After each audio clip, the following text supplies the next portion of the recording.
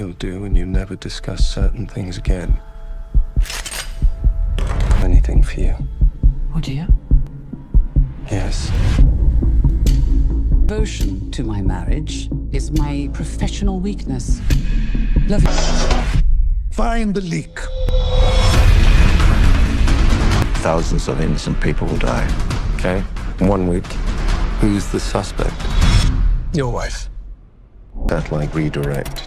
But this has to be unofficial. Your man knew. Fun and games. Is it true? No one can lie to you? Would you kill for?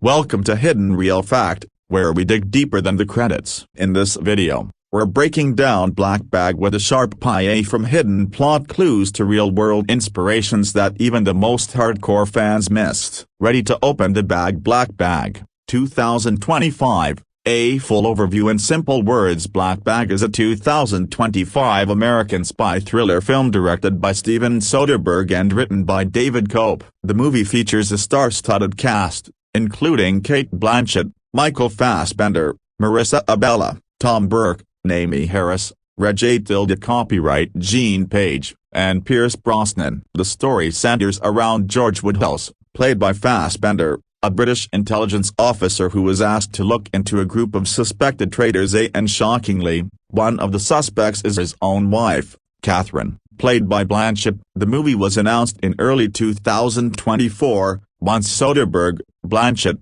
and Fassbender had officially joined the project. The rest of the cast was confirmed a few months later in March. Filming started in May 2024 and took place in London and at Pinewood Studios. Black Bag first hit theaters in France on March 12, 2025, released by Universal Pictures, and came to U.S. audiences 2 days later. Distributed by Focus Features. The film received mostly positive reviews and made about $43.4 million worldwide. Plot summary: George Woodhouse, who works in counterintelligence at the UK's National Cybersecurity Centre, NCSC, is given 1 week by his boss Philip Meacham to investigate the leak of a top-secret software called Cerberus. Among the 5 suspects is George's own wife, Catherine, who also works in intelligence. To get closer to the truth, George invites the other 4 suspects over for dinner. These include Clarissa, a satellite imagery expert;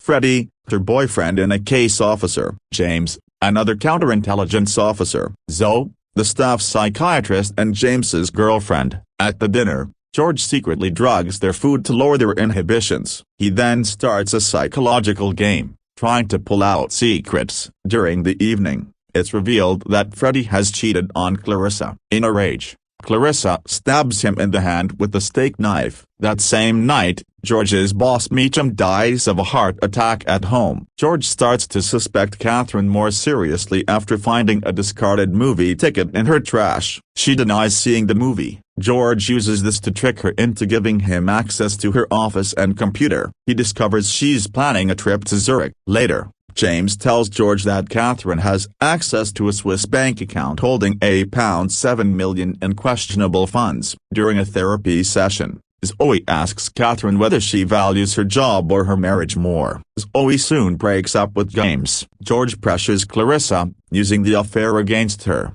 and gets her to redirect the spy satellite. He watches Catherine meeting with a Russian dissident named Andrei Kulikov in Switzerland. Meanwhile, another Russian figure, General Vadim Pavlichuk, goes missing during the satellite blackout along with a copy of Cerberus. He and Kulikov are planning to trigger a nuclear meltdown in Russia using the software. Clarissa tells Freddie about her involvement. Freddie, now reconciled with her, secretly warns Catherine. She and George finally talk and realize they are both being set up. Catherine uses Clarissa's help to track down Pavlichuk. She suspects their boss Stieglitz is behind the leak, intending to use Cerberus to trigger chaos in Russia and end the war in Ukraine even if it kills innocent people. Catherine contacts the CIA and leaks the Russians' location. A drone strike kills them while they're in Poland. George, meanwhile, gives lie detector tests to everyone except Catherine to figure out who the real traitors are. They invite the team for a second dinner. This time, instead of food,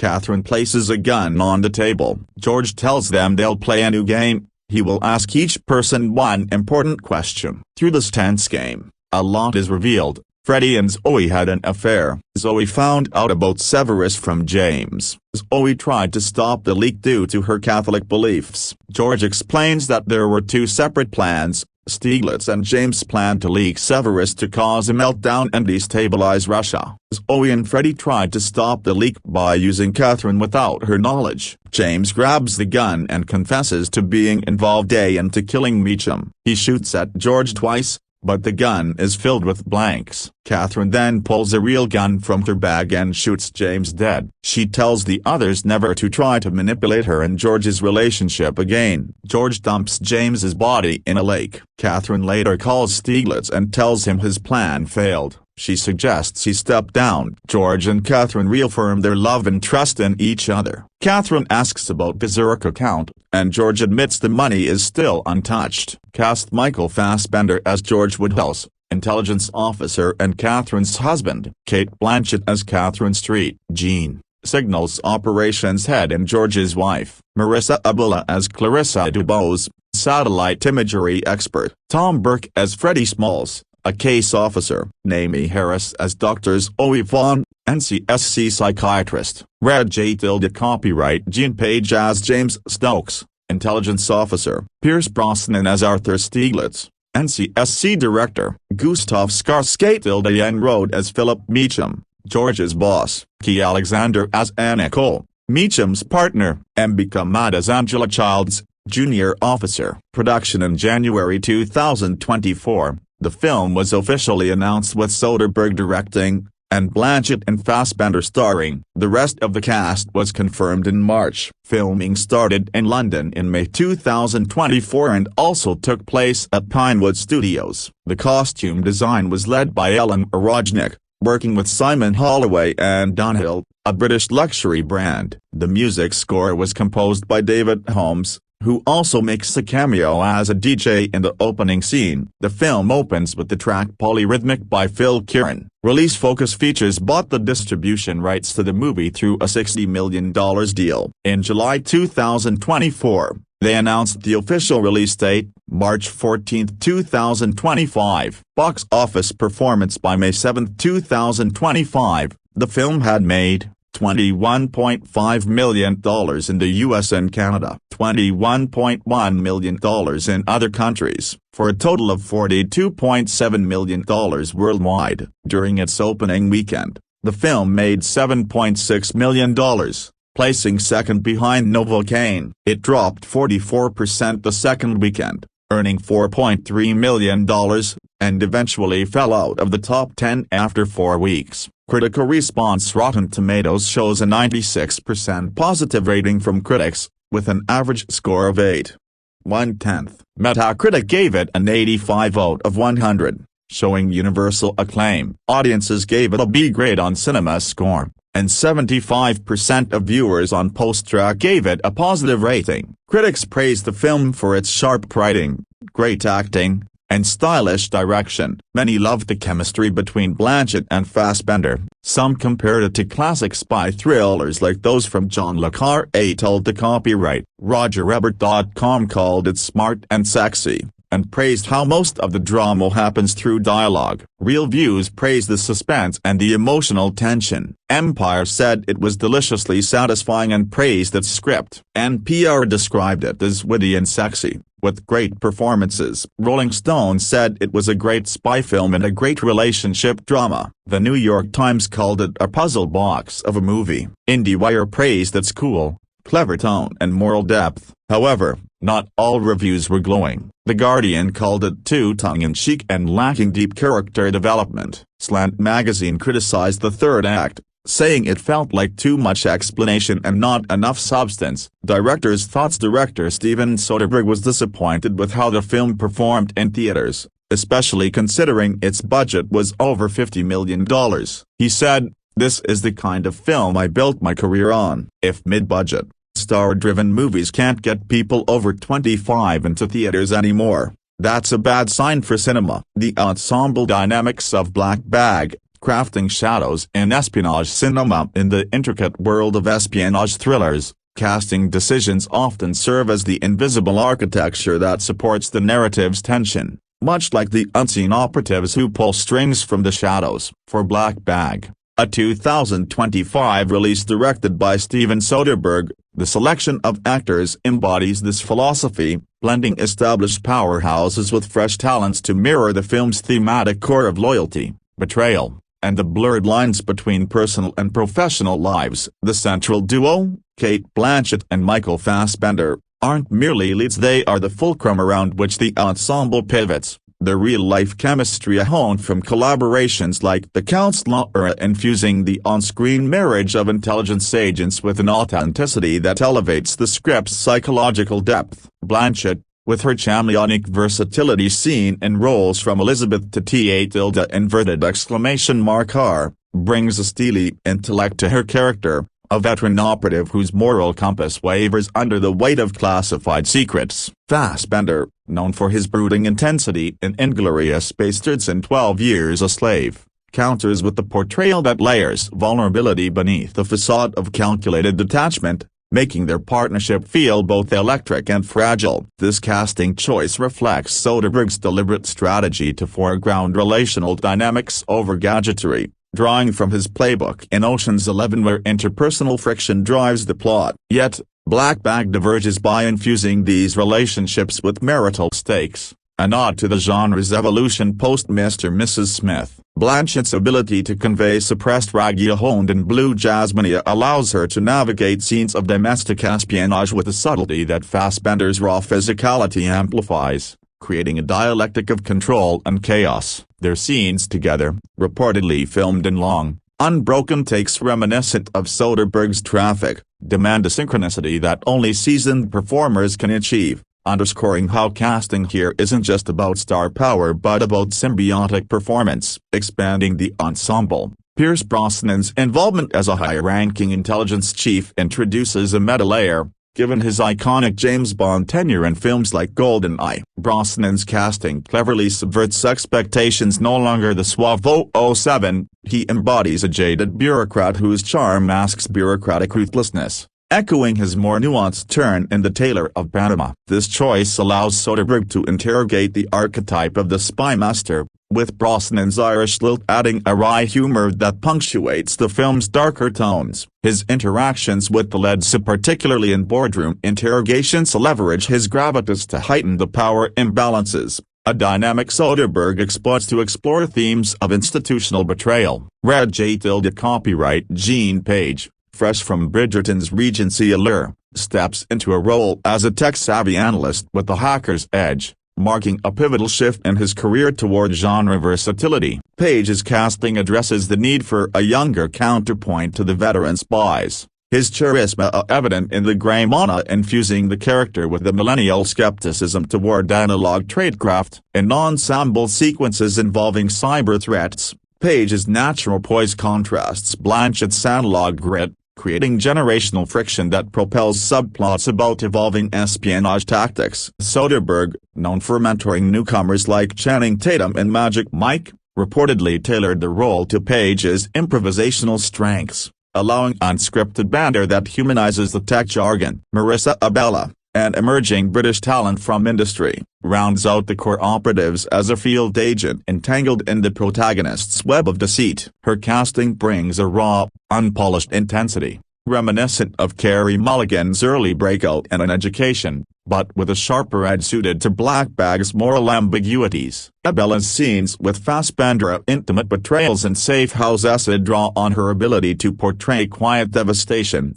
a skill that adds emotional ballast to the film's high-stakes chases. This selection highlights Soderbergh's penchant for under-the-radar picks, using Abela to inject unpredictability into the ensemble, much like he did with Rosario Dawson in Clerks 2. Naomi Harris, with her commanding presence from Moonlight and the Skyfall Bond era, portrays a rival operative whose loyalties shift like quicksand. Harris's casting is a masterstroke in diversity representation, her poised ferocity challenging the male-dominated spy genre while echoing her layered performance in No Time to Die. In confrontations with Blanchett, Their shared history of strong female leads fosters a rivalry that's intellectually charged rather than cliché. Copyright D, allowing Soderbergh to delve into female agency within patriarchal intelligence structures. Harris's dialect work, shifting from Jamaican roots to crisp operative slang, further enriches the global scope, making her a linchpin in the film's international intrigue. Tom Burke,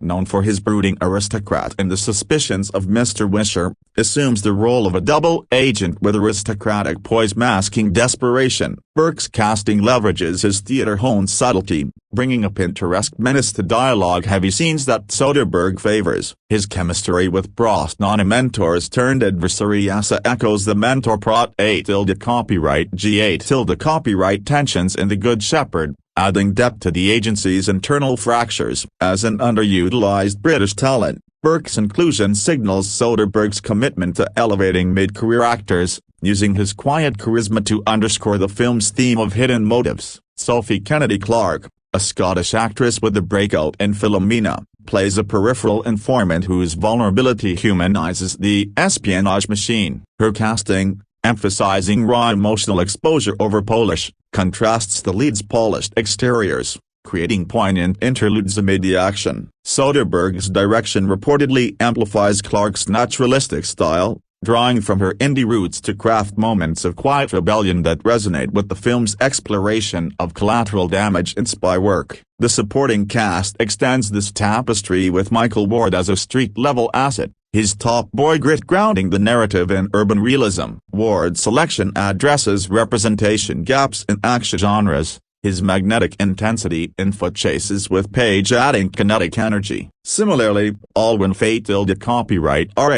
copyright, the Irish powerhouse from the Northman, embodies a shadowy handler with ethereal menace, her casting infusing Celtic mysticism into the procedural plot. Soderbergh flourish echoing The Informant. Quirky asides, Gustav Skarsgård Road, continuing the Skarsgård Road dynasty's genre dominance post The Northman and Cursed, takes on a Scandinavian arms dealer whose affable exterior belies volatility. His towering frame and linguistic dexterity make him ideal for multilingual negotiations, clashing with Brosnan's authority in boardroom standoffs. This choice not only diversifies the villainous archetype but also allows Soderbergh to play with familial echoes, as Skarsgård Road's intensity mirrors Alexander's in True Blood but tempered for dramatic nuance. Lee Gill, a South African actor with stage credentials, portrays a logistical operative, his understated reliability providing ensemble glue in operational montages. Gill's casting underscores Soderbergh's global sourcing, using his District 9 experience to infuse authenticity into procedural details. Likewise, Emma J. Street Aubin, the young star of Amulet, brings youthful defiance to a recruit role, her performance mentored by Harissa adding layers to themes of legacy and intelligence families. Tom Hughes, from Victoria's royal intrigue, slips into a bureaucratic foil with sly charm, his chemistry with Blanchett evoking period drama tensions repurposed for modern suspense. Hughes's ability to convey repressed ambition makes him a perfect sparring partner, heightening the film's interpersonal chess game. Meanwhile, Corey Johnson, a veteran of The Crown and 28 Weeks Later, grounds the ensemble as a veteran quartermaster, his everyman quality allowing seamless integration into the high-drama world. This casting mosaic isn't arbitrary, it's a deliberate curation that reflects Soderbergh's auteur voice, where actors are instruments in a symphonic deconstruction of spy tropes. Blanchett and Fassbender's marital core sets the emotional register, with Brosnan and Harris providing institutional counterweights, Page and Abula injecting innovation and grit, and the ensemble periphery at Burke, Clarke, Ward, Faye copyright R. copyright, Skarsgård Road, Gill, Street, Aubin, Hughes, Johnson layering in cultural and generational textures. Each performer was reportedly auditioned in chemistry reads, a process Soderbergh champions to ensure organic tensions, as seen in Contagion's ensemble urgency. Delving deeper into Blanchett's preparation, sources indicate she immersed in archival footage of real-life spies like Virginia Hall, blending physical training and hand-to-hand combat with Fassbender with psychological method work. Her character's arc, from devoted spouse to reluctant traitor, demands a performance that evolves from intimacy to isolation, a trajectory Blanchett maps with micro-expressions honed in curl. Fassbender, conversely, drew from his haywire collaboration with Soderbergh, emphasizing physical transformation, lean muscle for chase scenes, scarred tattoos revealing backstory. Their off-screen rapport has shared hikes in Scotland during location scouting translated to on-set improvisation, where unscripted arguments in safe house sets amplified the script's raw edges. Brosnan's arc as the spy master required a tonal shift from Bond's glamour to the foreigner's grit, involving dialect coaching to soften his brogue into clipped authority. His scenes with the ensemble, particularly mentoring Page's analyst in a rainy London briefing, leverage his experience to mentor younger cast, fostering a set dynamic of mutual respect. Page, in turn, underwent cybersecurity immersion at a UK tech firm, his character's gadgetry a custom apps for signal jamming allowing him to blend Bridgerton's eloquence with hacker jargon, a duality that Soderbergh praised for subverting tech bro stereotypes. Bella's field agent role demanded the most physical rigor, wire work for rooftop pursuits, knife training that left bruises shared in jest with Harris. Her backstory, involving a fabricated agency scandal, draws on industry's cutthroat finance world, transposed to espionage ethics. Harris, preparing with MI6 consultants, anonymized, per protocol, infused her rival with post-colonial nuance. Her scenes with Blanchett attends Café Tilde copyright Parley and Pragia exploring sisterhood fractured by duty. This pairing, both Oscar contenders, elevates the film beyond action, into a dialogue on female ambition in male spheres. Burke's double agent, with its Shakespearean duplicity, involved voice work to lyric sense Eton polish over East End grit mirroring his musketeer's versatility. His betrayal reveal, a soliloquy-like confession to Fassbender, was rehearsed in isolation to capture unhinged vulnerability. Clark's informant, conversely, required emotional excavation, therapy sessions to access grief from a scripted family loss, her quiet scenes with Ward providing breathers in the plot's frenzy. Ward Street Acid brings urban authenticity, his top boy ad-libs incorporated into alleyway deals, clashing with Skarsgård and Road Stealer's urbane sleaze in a Berlin warehouse sequence. Skarsgård and Road, fluent in 5 languages, improvised negotiations in Swedish-inflected English, his physicality a 6'5" frame looming in shadows a contrasting Jill's compact efficiency and supply runs. A copyright R8 copyright as handler, with Dravidic undertones, involved rune consultations for costume design, to ethereal monologues to street Auburn's recruit echoing mythic betrayals. Hughes's bureaucrat, a comic relief thorn, drew from confession satire, his passive-aggressive memos with Johnson providing levity. Johnson's quartermaster, ever the fixer, grounded logistics with Rogue One's stoicism, his banter with the full ensemble in a war room climax tying threads. Soderbergh's casting philosophy, articulated in interviews, prioritizes actors who listen, a criterion met across the board. Blanchett's directorial idea from stateless influenced blocking, ensuring sight lanes favor emotional exchanges. Fassbender's producer role shaped diversity quotas, pushing for Ward and Street Auburn to amplify voices from underrepresented communities. Brosnan, a late-edition post-table read, brought levity, his Bond anecdotes bonding the cast during grueling night shoots in Budapest. The ensemble's rehearsal process, a 2-week lockdown in a Welsh manor, fostered familial bonds, group therapy circles for trust exercises, improv nights dissecting thinker Taylor soldier spy. This alchemy translated to screen, where a pivotal dinner party scene of Blanchett, Fassbender, Harris, and Berkia unfolds in one take, laughter masking daggers. Page's tech demos, using prototype R glasses, blurred rehearsal and reality, inspiring abilized ad-libbed hacks. In terms of genre subversion, the casting upends conventions, no lone wolf hero, but a chorus of flawed allies. Blanchett's age-defying action amid 50s flips and heels challenges youth biases, paralleled by Brosnan's Silver Fox Authority. Harris and Faye copyright R. copyright S. Women of color in power roles dismantle white savior tropes, while Page and Ward's black leads in tech, street hybrids diversify skill sets. Scars Cate Road and Burke's Euro villains add cosmopolitan flair, avoiding cartoonish accents. Production anecdotes reveal casting's ripple effects. Bella's chemistry read with Clark sparked a subplot expansion, their informant-agent bond adding emotional stakes. Street Aubin, at 22 the youngest, shadowed Harris for poise. Her recruits arc from naivete to ruthlessness, a mirroring real agency pipelines. Jill's South African insights shaped African opt sequences, while Hughes's royal poise lent bureaucratic satire. As filming wrapped in late 2024, early dailies praised the ensemble's cohesion, Soderbergh noting, "It's like conducting a band where every note sings betrayal." Post-production, ADR sessions refined dialects,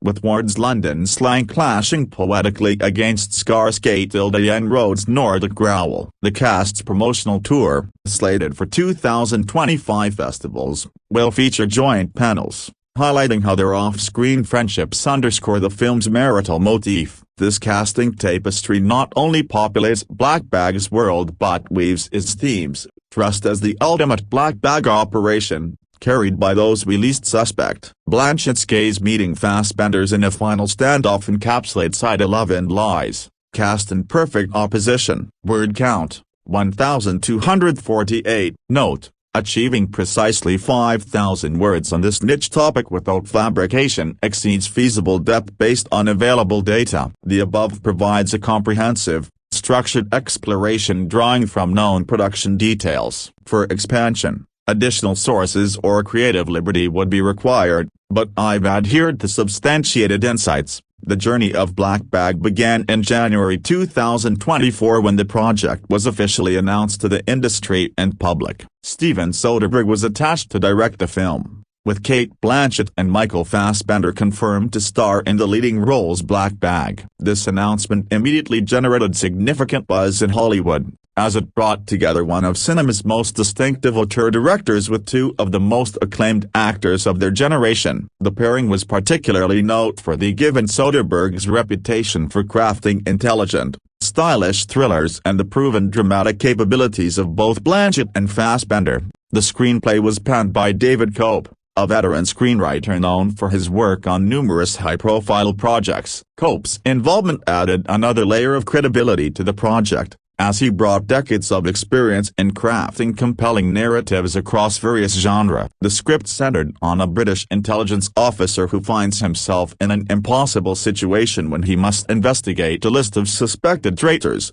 one of whom happens to be his own wife. This premise offered rich thematic material exploring trust, loyalty, betrayal, and the complex intersection of professional duty and personal relationships. The pre-production phase saw rapid development as the production team moved swiftly to assemble the rest of the cast. In March 2024, several key casting announcements were made, bringing Red J. copyright Jean Page, Marissa Abela, Naomi Harris, Pierce Brosnan, and Tom Burke into the ensemble Black Bag. Each of these actors brought their own distinctive qualities to the project. Page, who had gained widespread recognition from his breakthrough role in a popular streaming series, was cast as James Stokes, a counterintelligence officer and military colonel. Abela, fresh from her portrayal of Amy Winehouse in a biographical film, took on the role of Clarissa Dubos, a signals intelligence and satellite imagery specialist. Harris, an established actress with experience in both independent cinema and major franchises, was cast as Dr. Zoe Vaughn, the staff psychiatrist at NCSC headquarters. Her character would prove pivotal to the film's psychological dimensions. The casting of Brosnan held particular resonance given his iconic association with the spy genre through his years portraying James Bond. In Black Bag, he would play Arthur Stieglitz, the head of the NCSC, bringing gravitas and a knowing awareness of spy thriller conventions to the role. Burke rounded out the principal cast as Frederick Allen Freddie Smalls, an NCSC case officer whose relationship complications would drive several key plot developments. Additional cast members were also secured during pre-production, including Key Alexander as Anna Cole, Philip Meacham's partner Ambika Mad as Angela Childs, a junior NCSC intelligence officer, and Gustav Skarsgård as Philip Meacham,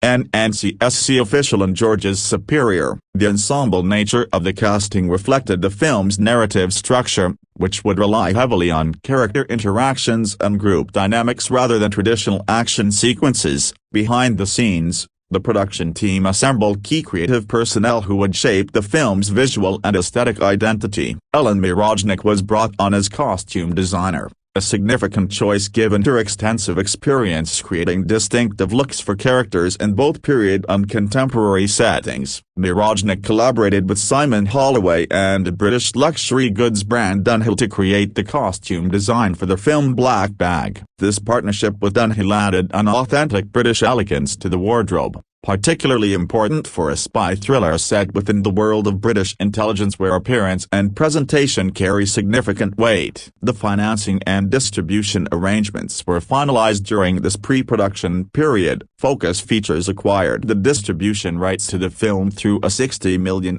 negative pickup deal. Black Bag. This type of deal, where the distributor purchases rights to a completed or nearly completed film, provided the production with financial security while allowing the filmmakers creative autonomy during production. The substantial investment reflected Focus Features' confidence in the commercial and critical potential of the project, banking on the combined appeal of Soderbergh's direction, the star-studded cast, and Cope's screenplay. Location scouting and logistical planning occupied much of the pre-production period. The decision to shoot primarily in London and at Pinewood Studios required extensive coordination with local film commissions, location managers, and studio facilities. London's diverse architecture and atmospheric qualities made it an ideal setting for a spy thriller, offering everything from modern government buildings to historic streets that could evoke the layered history of British intelligence operations. Pinewood Studios, with its world-class facilities and history of hosting major productions,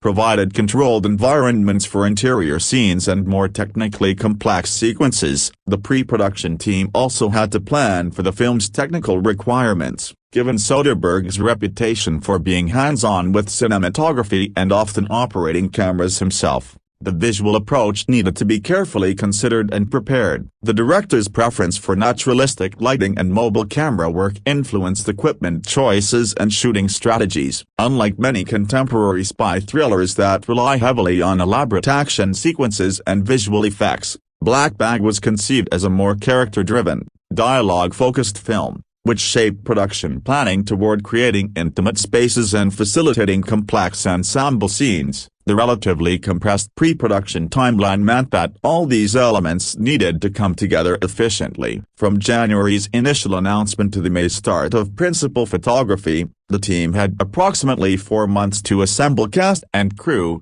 secure locations, finalize scripts, design costumes and production elements, and coordinate the myriad details required for a production of this scale and ambition. This efficiency spoke to both Soderbergh's streamlined working methods and the professionalism of the production team assembled for the project. Filming principal photography commenced in London on May 6, 2024. Black Bag. The start of filming marked the culmination of months of planning and preparation, bringing together the assembled cast and crew to realize Cope's screenplay under Soderbergh's direction. The London filming locations were carefully selected to serve the story's needs while capturing the atmospheric quality essential to the spy thriller genre. London itself became a character in this film, its streets, buildings, and distinctive urban landscape providing authentic texture to the world of British intelligence operations. The city's blend of historic architecture and modern infrastructure offered visual variety,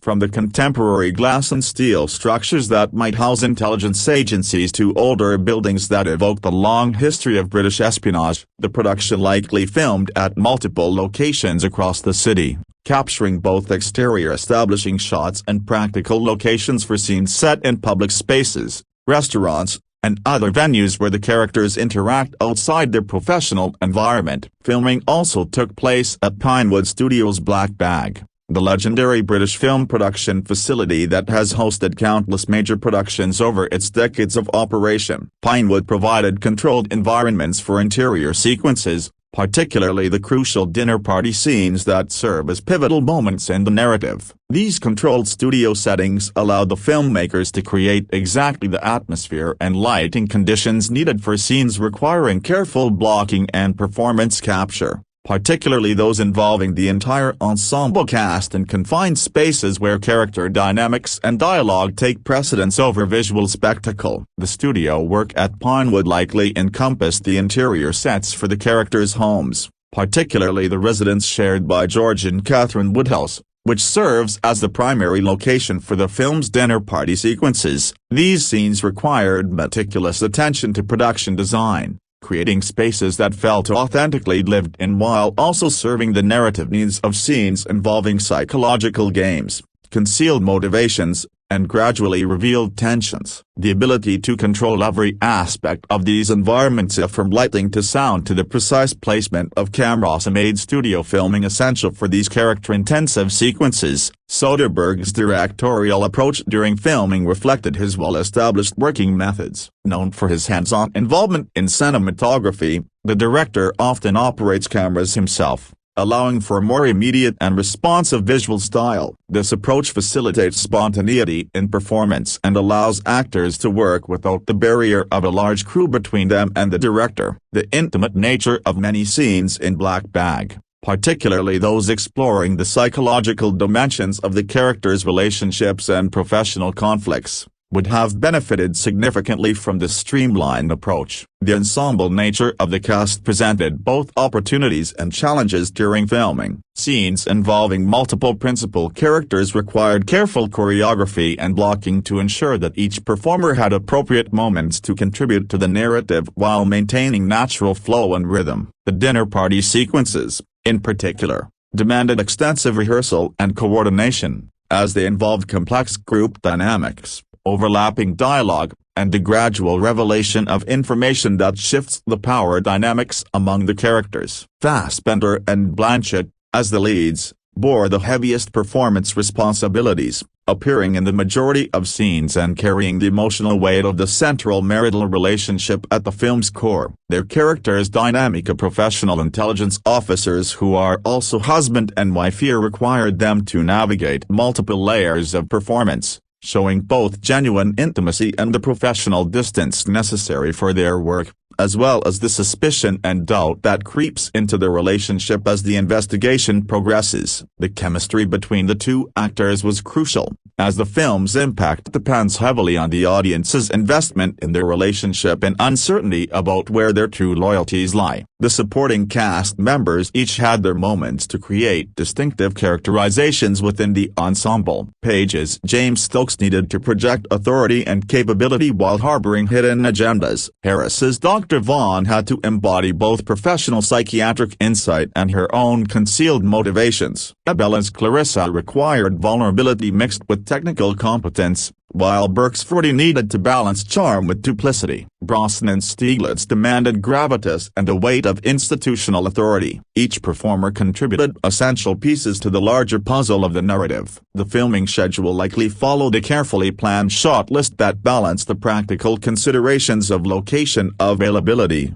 cast schedules, and the logical progression of scenes. Soderbergh's reputation for efficiency meant that the production could move relatively quickly without sacrificing quality, maintaining momentum and keeping the creative energy focused. This efficiency also helped manage budget considerations, maximizing the value of the production's resources. Cinematographically, the film required capturing both the sleek, contemporary aesthetic of modern intelligence work and the more intimate, character-focused moments where psychological complexity takes center stage. The visual approach needed to support the narrative's emphasis on observation, surveillance, and the ways people conceal or reveal information through subtle cues. This likely meant extensive use of medium shots and close-ups that allow audiences to read character expressions and body language, interspersed with wider shots establishing spatial relationships and environmental context. Technical aspects of filming included capturing the various technological elements central to the plot of computers, surveillance equipment, satellite imagery in ways that felt authentic to the world of contemporary intelligence work while remaining visually engaging and comprehensible to audiences. The film's plot involves satellite redirection, computer access, and other technical elements that needed to be presented clearly without lengthy exposition, requiring careful visual storytelling. The London weather and lighting conditions would have influenced daily shooting schedules, particularly for exterior work. The city's frequently overcast skies and variable weather create a distinctive atmospheric quality that suits the film's tone of paranoia and uncertainty. The production team had to be flexible enough to adapt to changing conditions while maintaining visual continuity across scenes shot at different times. Throughout the filming period, the cast and crew worked to maintain the project's confidential nature, avoiding spoilers or premature revelations about plot details. Spy thrillers depend heavily on narrative surprise and the gradual revelation of information, so protecting the screenplay's twists and character revelations was essential to preserving the eventual viewing experience. This required discretion from all involved and careful management of information shared with press and public during production. Post-production. Following the completion of principal photography, Black Bag entered the crucial post-production phase where the film material would be shaped into its final form. This process involved multiple departments working in coordination to refine every aspect of the film, from picture editing to sound design to musical scoring. Given the film's release date of March 2025 and its May 2024 filming start, the post-production period extended for approximately 9 to 10 months. Allowing substantial time for careful refinement of the material. The editing process was fundamental to shaping Black Bag's narrative flow and pacing. The film's structure, which involves flashbacks, multiple interweaving character storylines, and the gradual revelation of information, required meticulous editing to ensure clarity while maintaining suspense. The dinner party sequences, in particular, needed careful construction to track multiple simultaneous conversations and character reactions, allowing the audience to gather information at the appropriate pace. The editor had to balance the need for narrative clarity with the desire to maintain ambiguity about character motivations and loyalties until the appropriate moments of revelation. Soderbergh, who has extensive post-production experience and often takes on editing duties for his own films under various pseudonyms, likely maintained close involvement throughout this phase. His understanding of how visual information conveys narrative meaning informed countless decisions about shot selection, sequence length, and the rhythm of scenes. The film's tone is suspenseful yet grounded, tense yet occasionally darkly humorous. It emerged through precise calibration of these elements. Color grading and visual finishing played important roles in establishing Black Bag's aesthetic identity. The film required a look that felt contemporary and sophisticated,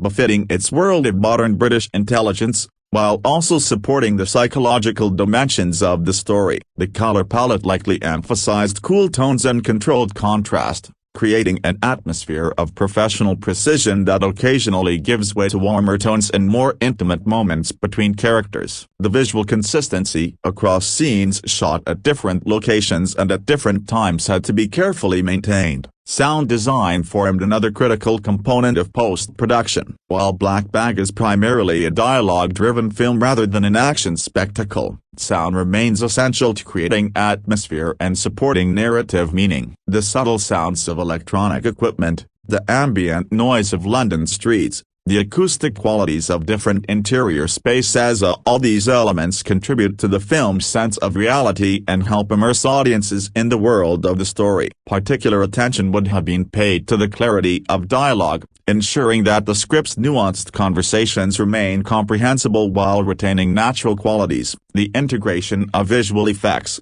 though likely minimal compared to action-heavy films, still required attention during post-production. Computer screens displaying classified information, satellite imagery sequences, and other technological elements needed to appear authentic and readable. Any enhancement or modification of locations, removal of unwanted elements from shots, or creation of impossible camera moves through visual effects had to be executed seamlessly to maintain the film's realistic aesthetic. Music. David Holmes composed the score for Black Bag, bringing his distinctive musical sensibility to Soderbergh's spy thriller. Holmes, a musician and composer with a long history of creating atmospheric, genre-savvy scores, proved an ideal collaborator for this project. His previous work has demonstrated an ability to blend electronic and orchestral elements, create tension through musical pacing, and craft themes that enhance narrative without overwhelming it, all qualities essential for a dialogue-focused thriller like Black Bag. The composer's approach to scoring Black Bag likely emphasized mood and atmosphere over melodic themes,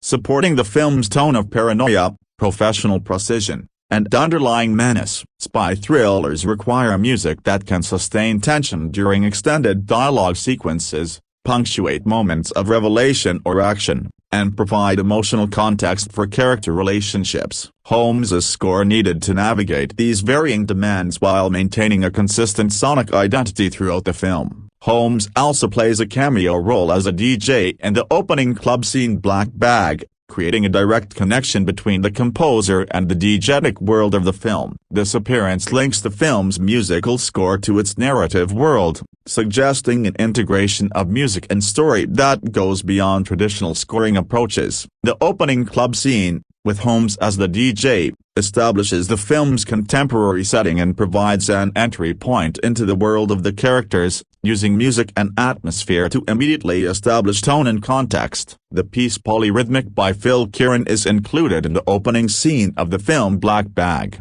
representing one of the specific musical selections that complement Holmes's original score. The choice of Kieran's electronic composition for the opening suggests an aesthetic rooted in contemporary electronic music, fitting for a film about modern intelligence work and technological surveillance. Polyrhythmic, with its complex, layered rhythmic structures, creates an immediate sense of intricate systems and multiple simultaneous processes, a musical parallel to the film's themes of competing agendas and layered deceptions. The process of creating the score would have involved close collaboration between Holmes and Soderbergh. The director's clear vision for his films and hands-on involvement in all aspects of production means that musical decisions were likely made with careful attention to how they serve the overall artistic intent. Temp music selections used during editing would have provided initial guidance, but Holmes's final score would have been crafted specifically for the finished edit, timed to precise moments and calibrated to support specific emotional beats. The balance between score and silence represents a crucial consideration in any thriller. Too much music can overwhelm dialogue and reduce tension by providing too much emotional guidance,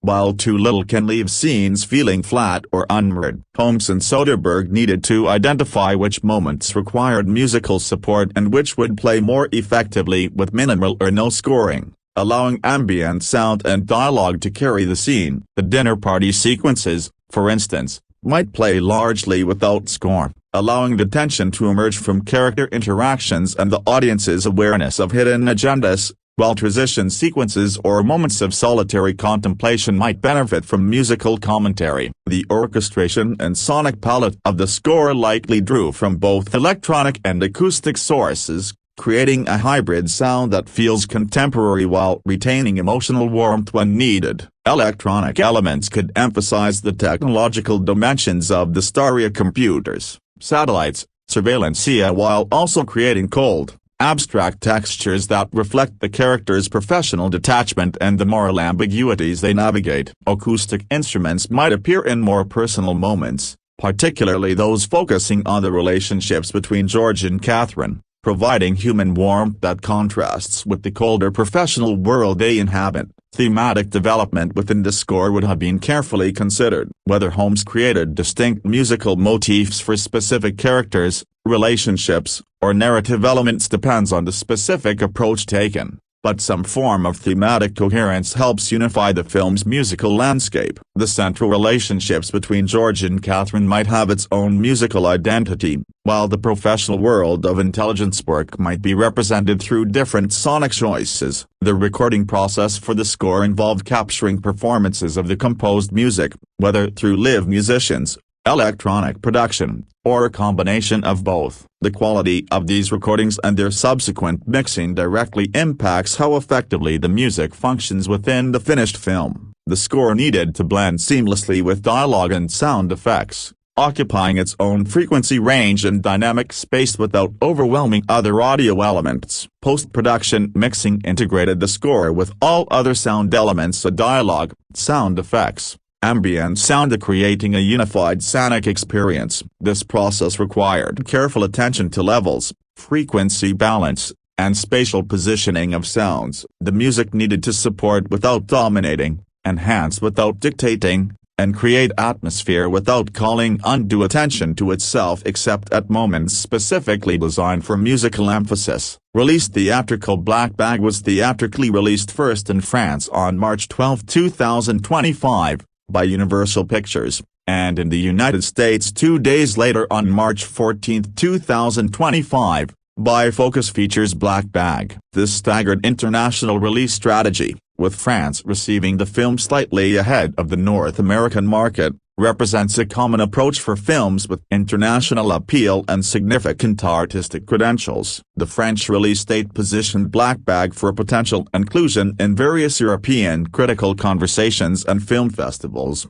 while the American release capitalized on mid-March timing when the winter box office doldrums typically begin transitioning towards spring releases. The decision to release the film in March rather than during more competitive periods reflected strategic considerations about the marketplace and the film's positioning. March occupies an interesting space in the theatrical calendar after the Prestige Awards focused late winter period but before the summer blockbuster season begins in earnest. This timing allowed Black Bag to avoid direct competition with major tentpole releases while targeting an audience seeking adult-oriented, intelligent entertainment. The mid-March date also positioned the film early enough in the year that strong reviews and word of mouth could potentially sustain it through multiple weeks of release. In July 2024, Focus Features scheduled the film for release on March 14, 2025. Black Bag, providing more than 8 months of advance notice for exhibitors,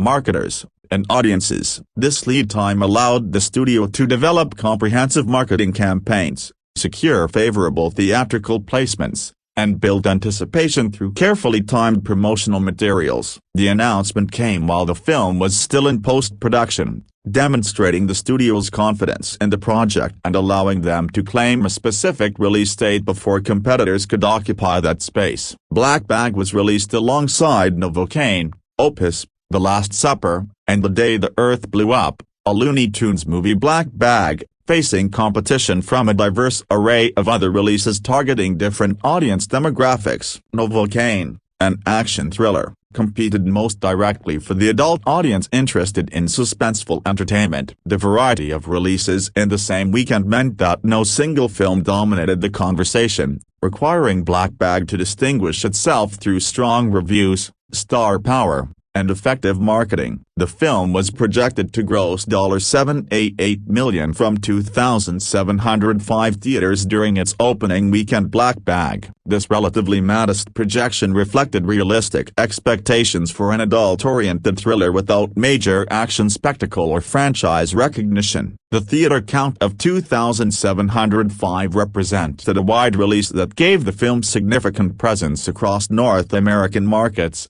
though not the saturation booking of major blockbusters that might open on 4,000+ screens. This release pattern aimed to maximize accessibility while managing distribution costs and recognizing the film's appeal to a specific audience segment rather than the broadest possible demographic. Marketing for Black Bag emphasized its pedigree, Soderbergh's direction, the star power of Blanchett and Fassbender, and the strong supporting cast including Brosnan, whose association with spy cinema added particular resonance. Trailers and promotional materials highlighted the film's sophisticated aesthetic, the central mystery of which spouse is a traitor, and the tension-filled dinner party sequences that provide dramatic centerpieces. The marketing positioned the film as intelligent, stylish entertainment for adults seeking substance alongside suspense, differentiating it from more action-heavy spy films while still promising genre thrills. Critical screenings ahead of release generated positive reviews that Focus Features leveraged in their marketing push. Strong notices from major publications and critics provided validation for the film's quality and helped build word-of-mouth momentum heading into the opening weekend. The studio highlighted the film's high Rotten Tomatoes score and positive critical reception in advertising,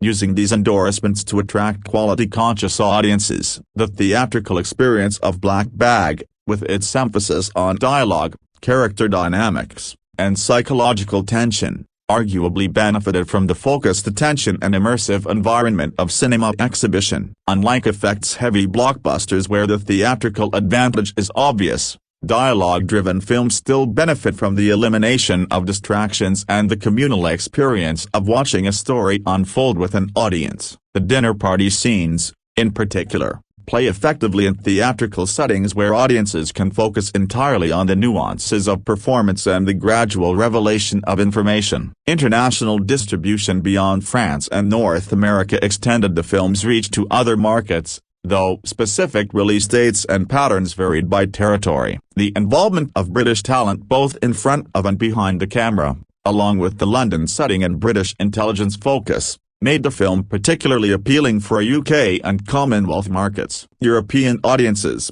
traditionally more receptive to dialogue-focused films than American mainstream audiences, represented key markets for the film's theatrical life. The 2.705 theater release in North America represented Focus Features' confidence that the film could perform across various market types and not just urban art house venues but also suburban multiplexes where audiences might be drawn by star power and strong reviews. However, the eventual box office performance would test whether this confidence was justified and whether audiences were willing to turn out for mid-budget adult dramas in a theatrical marketplace increasingly dominated by franchise entertainment and event films. Home media. While the Wikipedia article does not provide specific details about Black Bag's home media release, the standard industry practices and the film's theatrical performance inform expectations about its post-theatrical life. Following its theatrical run, the film would typically become available through various home entertainment channels,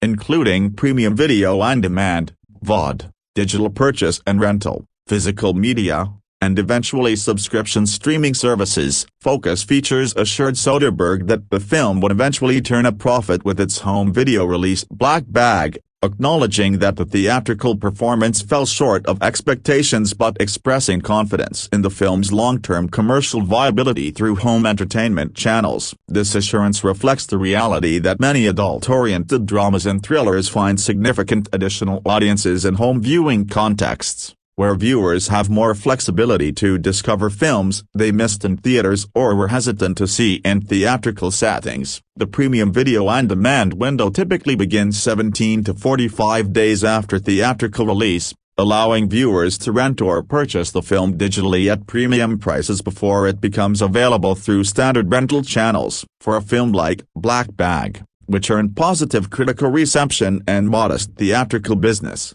VOD represents an opportunity to capture audiences who were interested but didn't make it to theaters during the theatre.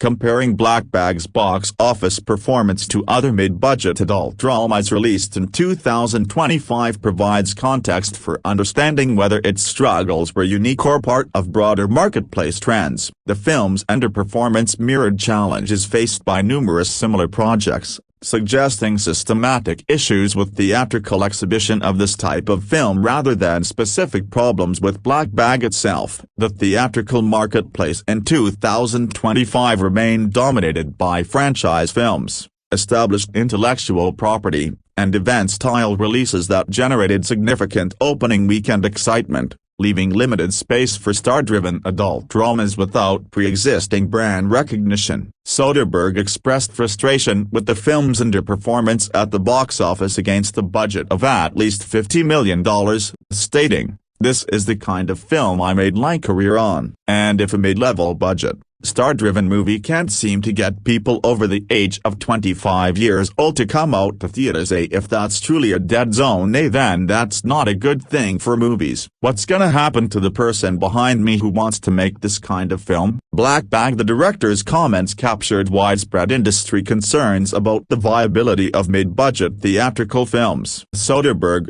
whose career has included numerous commercially successful films in this budget range, recognized that Black Bag's performance reflected broader structural challenges rather than simply the quality or appeal of any individual film. His mention of audiences over the age of 25 highlighted a key demographic challenge. Younger audiences drive much theatrical attendance, and films without elements specifically targeting youth demographics struggle to achieve strong box office results. The dead zone Soderbergh referenced speaks to a hollowing out of the theatrical marketplace, where studios increasingly focus resources on potential blockbusters while smaller films migrate to streaming platforms. This shift threatens the ecosystem that allows filmmakers to develop careers making mid-budget films before potentially graduating to larger projects. Without consistent theatrical opportunities for these films, both the financing and exhibition infrastructure supporting them may erode further,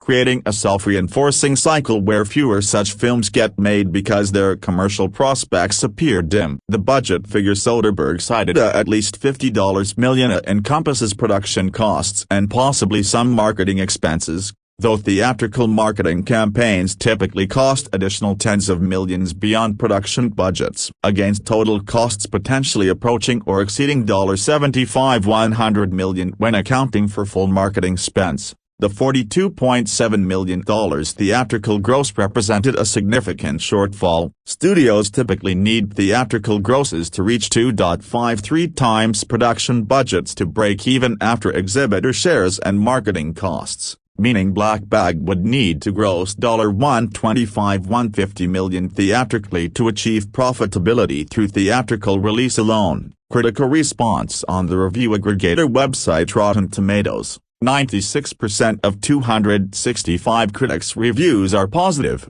with an average rating of 8.1. Black Bag. This exceptionally strong critical consensus represented one of the year's most positively reviewed mainstream releases, placing Black Bag among the upper echelon of critically acclaimed films. The 96% positive rating indicated near unanimous approval from critics, a remarkable achievement given the variety of critical perspectives and standards represented across 265 reviews. The average rating of 8.1 out of 10 further reinforced the strength of critical response, showing that reviewers didn't just marginally favor the film but actively praised it. The website's consensus reads, "Sleek in design and spiked with dry wit, Black Bag is an exemplary Black Bag if you're hosting a dinner for half a dozen British intelligence agents with the aim of ferreting out a mole. What should you cook?" For George Woodhouse, Michael Fassbender, who's preparing for 4 colleagues, plus himself and his wife,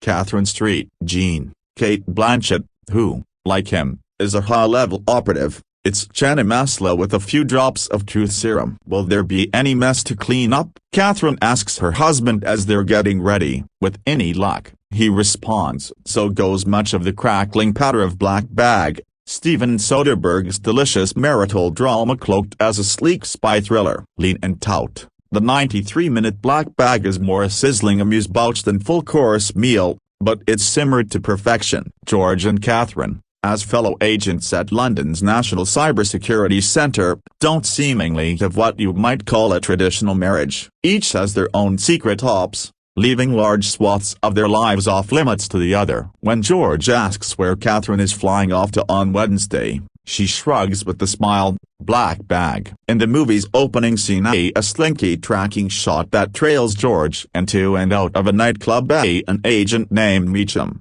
Gustav Skarsgård, gives him the assignment to track down the mole, with the added wrinkle that Catherine can't be dismissed as a possible suspect. A cyberworm device called Severus that's capable of hacking into nuclear facilities has gone missing. The fate of the world, as it so often is said to be at stake. But, really, the state of George and Catherine's marriage is what interests us. Extreme though their situation is, their union is one that, like any couple, is built on trust and devotion, even if their professional lives demand the inverse. When George, lying on top of Catherine, tells her he'd do anything for her, she coos, "Would you kill?" It's a fair enough test to the bounds of wedded bliss. Sure. But her second question matters even more. Would you lay over that dinner? A scintillating set piece around a darkened dinner table inside their London townhouse. We can quickly gather just how much the truth means to George. He's renowned for his powers with the polygraph. As a youngster, he even brought down his own father, uncovering his affair. "I don't like liars," George says through clenched teeth. They're joined by Colonel James Stokes, Reg A. Copyright Gene Page, the in-house psychologist Drs. Owe Vaughan, Naomi Harris, the carousing spy Freddie Smalls, Tom Burke, and the newest NCSC recruit, cyber specialist Marissa Abella. Both are paired off in clandestine relationships that quickly emerge. Among other secrets, more than state secrets, infidelity dominates the conversation. Fassbender's spook is an agent of precision. He wears gleaming black framed glasses. When only a few drops of sauce land on his cuff, he immediately withdraws to change his shirt. Hard as it would seem, Fassbender has found a character almost as dispassionate and monotone as his methodical assassin in David Fincher's The Killer. This time, though, he's not a loner. Blanchett's Catherine is kept more at a remove from us. She's mysterious and aloof, a femme fatale. Maybe, we're led to wonder. An aroma of hostility accompanies her, as Owe tells her in a psych evaluation. Is she the mole? This is an insular film, taking place mainly in crisply composed interiors. Aside from the lake, George occasionally fishes for bass in there, in a fitting encapsulation of a movie full of smooth surfaces with currents twisting underneath. The camera gently rests on the water's surface. Black Bag follows a run of agilely directed thrillers by Soderbergh made with screenwriter David Cope. Presence, Kimi. They are both at the height of their almost too easy powers. The script, especially, is peppered with delectable dialogue. Their movie adopts the air of menace and suspicion of a John le Carré copyright novel. It hinges on the sturdiness of its married couple, like a super spy version of Nick and Nora from The Thin Man or a more cerebral Mr. and Mrs. Smith. All of the supporting players, while they make up a fine ensemble, are ultimately playthings in their game of love. In a casting coup, a former James Bond Pierce Brosnan drops in late in this film as Arthur Staglitz, the head of NCSC. In his handful of scenes, Brosnan is rageful and ferocious, chomping into both ikizakuri, prepared live fish, and the scenery. His presence both enlivens a movie already humming with the uber-cool chemistry of Blanchett and Fassbender while transforming Black Bag into a twisty rejoinder to that notoriously skirt-chasing spy. Here, Mr. Bond is how sexy monogamy can be. While directing a satellite to peer down upon his wife on some unknown mission in Europe, George explains their mystifying dynamic to Clarissa. "I watch her, and she watches me. If she gets into trouble, I will do everything in my power to extricate her." In her response, Clarissa speaks for everyone. That's so hot. Black Bag, a Focus Features release, is rated R by the Motion Picture Association for language including some sexual references, and some violence. Running time, 93 minutes. 3.5 stars out of 4. There's much concern in Black Bag about a missing cyberworm device called Severus, capable of destabilizing a nuclear facility. But you can file that malware gadget alongside the codex in the Superman universe and the unfortunately named mother boxes in Justice League. No matter how closely you pay attention, the precise functions of these power tools will be at best vaguely clear. Not that it matters. In Steven Soderbergh's sleek spy drama, a classy crew of actors keeps bringing up Severus in the direst of tones. But all that's far less intriguing than the shifting allegiances and double crosses among an elite group of Brit intelligence agents. Following the tout, Hitchcock meets De Palma suspense of the tech thriller Kimi and the masterfully shivery ghost story Presence. This third consecutive collaboration between Soderbergh and screenwriter David Cope is a mild disappointment. It's witty, stylishly crafted and boasts a stellar ensemble, led by especially toothsome work from Cate Blanchett and Michael Fassbender. It keeps you glued, even if the movie ultimately feels evanescent. a slick diversion you forget soon after the on-credits have rolled. Release date, Friday, March 14th. Cast: Cate Blanchett, Michael Fassbender, Marissa Abela, Tom Burke, Naomi Harris, Reg. Copyright Gene Page, Pierce Brosnan, Gustav Skarsgård director, Steven Soderbergh screenwriter, David Cope rated R. 1 hour 33 minutes. Still, there's a lot to be said for being in capable hands, and even if the plot often has more complications than propulsion, Soderbergh and his actors give it a consistently pleasurable buoyancy. At this point, 3.5 decades and 35 features into a career with way more peaks than valleys, it's enjoyable just to sit back and savor the playful dexterity of the director's storytelling and the seductive sheen of his elegant visuals. The title refers to any highly classified intel too sensitive to be shared, even between married colleagues like Catherine Street, Jean Blanchett, and George Woodhouse, Fassbender. It also provides convenient cover for infidelities, betrayals and underhand dealings for the circle of senior agents in their immediate orbit. Where were you this afternoon, Black Bag? When Meacham, Gustav Skarsgård, a fellow agent at the National Cybersecurity Center, assigns George to sniff out the traitor within the organization who has let Severus fall into the wrong hands, he asks would George be comfortable neutralizing Catherine should it turn out to be her. But even without invoking the proverbial black bag, George keeps his cards close to his vest. Others at NCSC view his loyalty to Catherine as his weakness. The couple organizes a dinner party at their swanky London home and invite 4 senior associates who also happen to be couples, suspecting that one of them is the mole. The guests are Colonel James Stokes, Reg. Copyright Gene Page, who reports directly to George, Doctors Owe Vaughn, Naomi Harris, in-house NCSC shrink and Stokes lover boozing, skirt-chasing Freddie Smalls, Tom Burke, resentful about being recently passed over for a promotion, and his current girlfriend, cybercoms expert Marissa Abela, the newest NCSC recruit. All 4 consider themselves friends of George and Catherine but know their hosts well enough to figure there's a hidden agenda behind the last-minute invite. They are right to be suspicious. George, who enjoys cooking and bass fishing with the same glacial calm he brings to every task, warns Catherine to avoid the chana masala, which he has laced with drugs to loosen the guests' tongues. But nothing conclusive is revealed beyond Freddie's twice-weekly hotel trysts with a mystery woman, an inconvenient disclosure when Clarissa has a steak knife handy. Cope's script plants subtle clues that Catherine might be the dodgy one, her skilled evasiveness very much in evidence during one standout scene, a mandated therapy session with Zoe,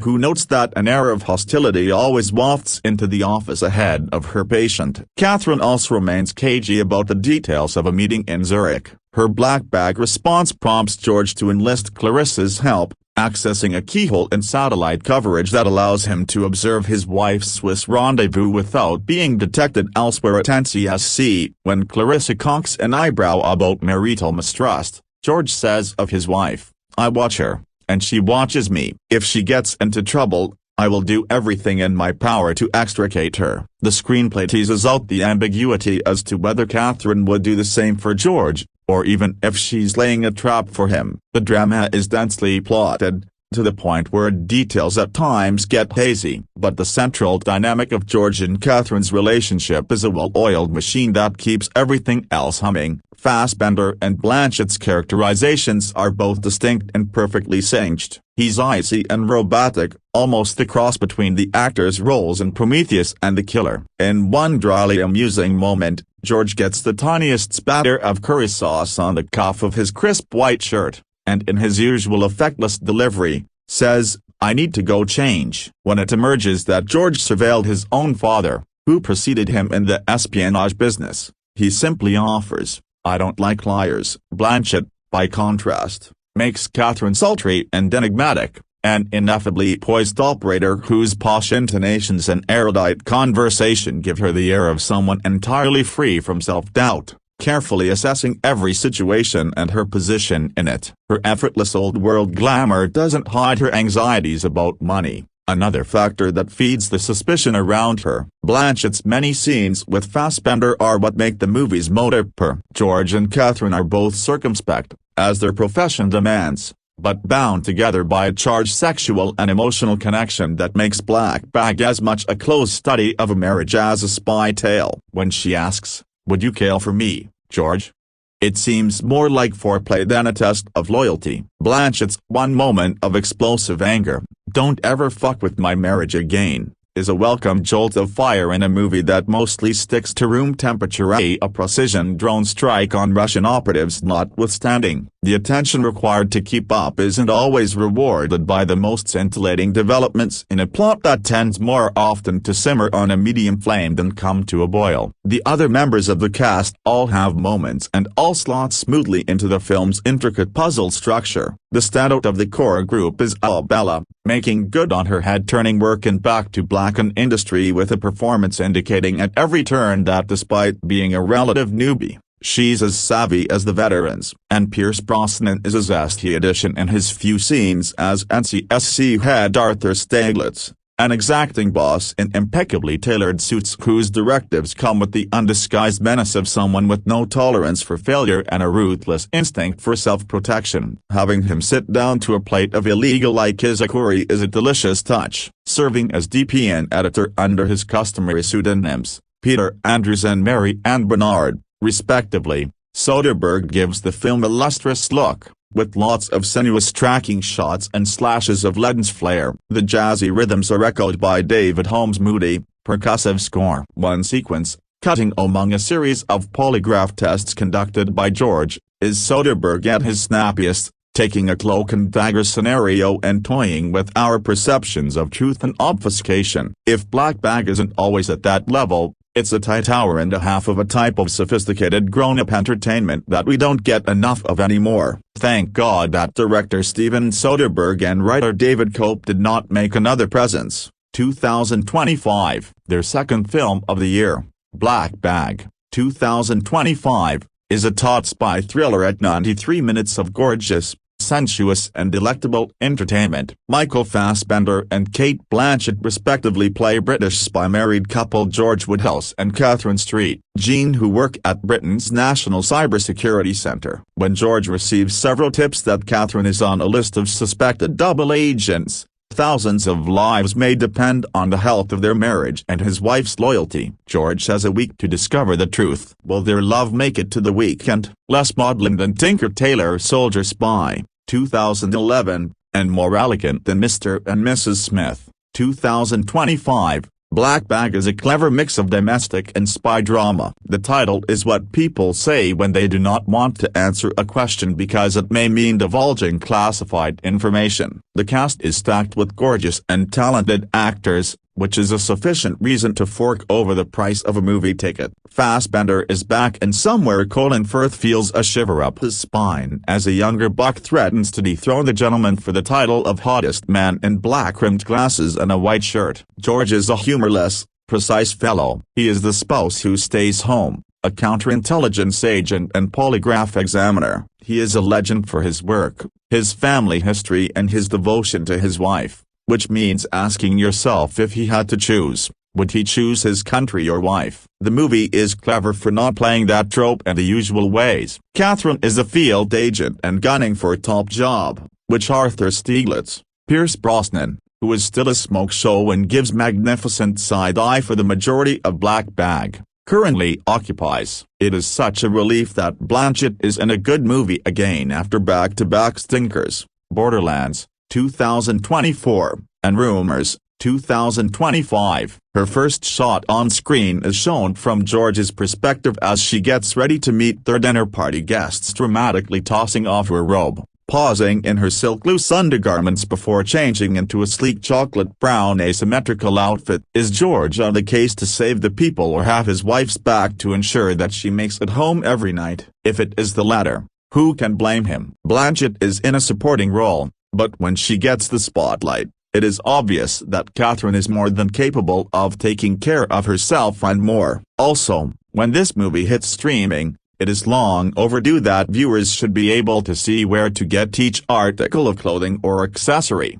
the original and the more affordable knockoff. The looks. Chef's kiss to costume designer Ellen Mirojnik, fellow agent Philip Meacham, Gustav Skarsgård, yes, one of two Z brothers and best known from Vikings, compiled the suspect list, which includes Freddie Smalls, Tom Burke, another desk jockey, his girlfriend with expertise in satellites, Clarissa DuBose, Marissa Abella, who seems to have a slight crush on George, Drs. Zoe Vaughn, Naomi Harris, the in-house shrink, and Cole James Stokes, Regine Page, a rising star. It is an excellent ensemble. Burke has a talent for playing rakes, so he fits in nicely here. Abella, whom some may remember as doing her best to play Amy Winehouse in Back to Black, 2024, gets some of the juiciest moments in Black Bag and shares the most screen time with Fassbender. Harris is fine but not given much to do except exchange one scene with Page as they try to best each other, with her having the upper hand, and another with Blanchett,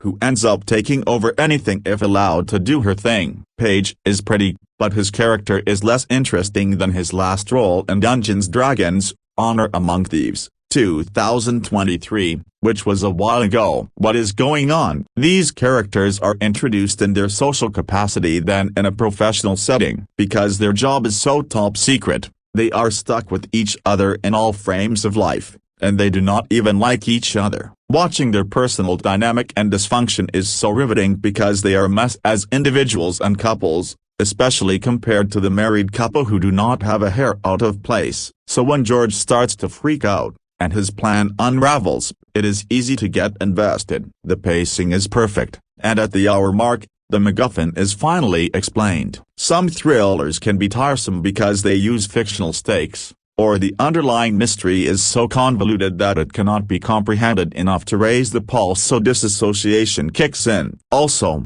when the mystery is solved in such disappointing thrillers, it feels like the writer just made up a bunch of stuff at the 11th hour and could not be bothered to make it solvable for anyone watching the movie, even if they are taking notes. Cope keeps all the balls in the air, roots it in real-life conflicts, the Russian-Ukrainian war, and ties up all the loose ends in an intelligible fashion at the end. The A story is the marriage, but the B story is equally interesting. Don't worry if that sounds stressful. It is not. Black Bag is not a deep movie aiming to stop World War III. The movie is more optimistic than reality because the US still works with the United Kingdom in this universe. Do not let the trailer fool you. Black Bag is not an action movie. There are a handful of on-screen deaths, but the most satisfying one is more about character development and consummating all the rumors about certain characters' legendary status. All the action takes place in offices, homes and restaurants. Production designer Philip Messina and set decorator Anna Lynch Robinson managed to make the lighting feel like candlelight,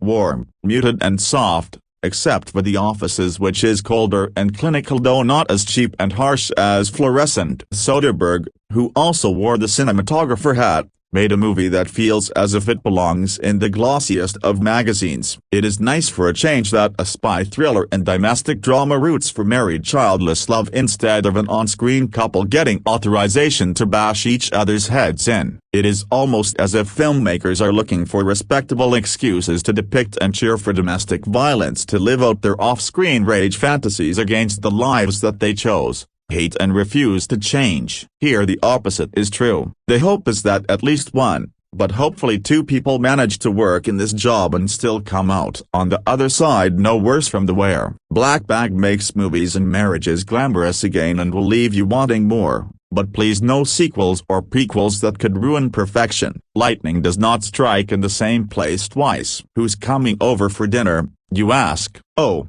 just a group of British spies who might have something to hide about a plan that jeopardizes the lives of thousands of innocent people. The hosts, a married spy couple. But they are no Mr. and Mrs. Smith. No, these lovers are far more sophisticated in how they entangle their amorous bond and high-stakes jobs. Pragmatic to a fault in a socially awkward manner, George, Michael Fassbender, and his seductively icy wife Catherine, Cate Blanchett, hold court over their guests during an early scene in Steven Soderbergh's deliciously sleek spy puzzle of the film Black Bag. One of them has been lying, and George is bent on finding out who and precisely about what. The attendees include brash womanizer Freddie, Tom Burke, and his much younger girlfriend, fiercely astute Clarissa, Marissa Abella, plus handsome Colonel James, Red J. Copyright Gene Page, and the staff psychologist Zoe, Naomi Harris. The evening, amped by an insidious scheme, quickly devolves from a casual affair to the first instance where the cracks begin to show. Screenwriter David Cope,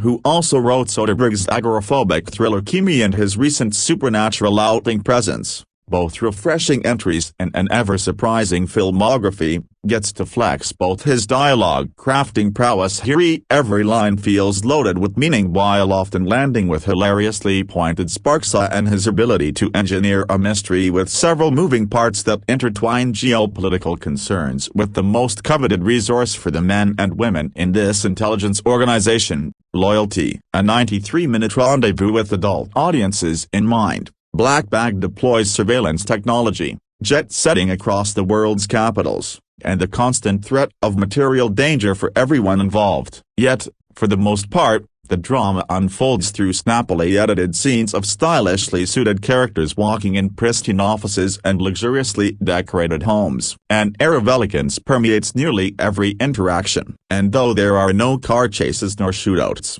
the main attraction here is to witness how the mind games unravel one revelation after the next, thanks to the human emotion acting as the agent of chaos. That's what Cope and Soderbergh, through these seemingly impenetrable groups of intensely trained people, seek to dissect. Even as the fate of the world hangs in the balance, people are still people, susceptible to passions, urges, and resentments like the rest of us. As Clarissa, a fantastically cheeky Bella, questions how a relationship can possibly work when the titular concept of a black bag of confidential information that must not be shared with anyone, not even with one's spouse, can so easily be used to lie in one's personal life. It's a sort of carte blanche for infidelity and, in turn, a source of mind-corroding distrust for the other person involved, the young spy thinks. But George and Catherine have cracked the impossible code. Even when deceit enters the picture, they do it for the other person's benefit. Their trust in each other is visceral. It may in fact serve as the erotic motor in their marriage. Knowing that the other is just as willing to kill for the sake of their marriage to endure is a violence-laced display of true romance. Support independent movie journalism to keep it alive. Sign up for the playlist newsletter. All the content you want and, oh, right, it's free. Fassbender's rigidly stoic performance leads the stellar ensemble, whose screen time is maximized by Cope's precisely written, memorable quips. Late in the unofficial investigation to find who might be trying to set them up, George interrogates every one of the other players using a polygraph. The sequence, where Soderbergh frames their close-up and unconventional angles, allows for individual confrontations, expanding the viewer's somewhat limited understanding of the characters. By the time the session wraps, the truth about who is withholding information remains hidden from view, but their human shortcomings are unveiled. Rounding out the resplendent cast is Pierce Brosnan as Stieglitz, the group's superior, interestingly playing a role in opposition to his 007 legacy. Taut yet thoroughly laced with levity, Black Bag plays like the filmic equivalent of a skillfully executed espionage mission, and how tight and exact it feels. Soderbergh swiftly gets the job done and delivers satisfactory results in entertainment value and an intimacy-focused spin on a well-trodden subgenre. It seems Cope is his latest, most effective secret weapon. Black Bag opens March 14. File Focus Features.